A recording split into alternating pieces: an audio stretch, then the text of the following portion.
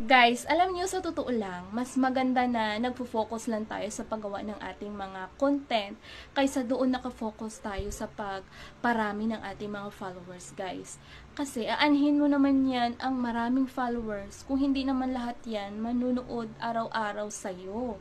'Di ba? Kung napapansin niyo, guys, sa dami nga ng mga followers natin, pero yung mga views natin, kagaya ko followers ko umaabot na ng 6K pero hindi naman umaabot ng ng 1,000 ang aking mga views, 'di ba? Ayun lang yung parang hindi maganda kapag marami kang naipon, naipon ng mga followers pero hindi naman sila araw-araw ay manonood or magiging interesado sa ating mga content. Kaya kailangan ay focus na lang tayo sa paggawa ng ating mga content. Kasi si Lolo Ems na nga, ang sinasabi ko nga, si Lolo Ems na ang bahala dyan na magparami ng followers kapag tayo ay in-endorse na or na-recommend na.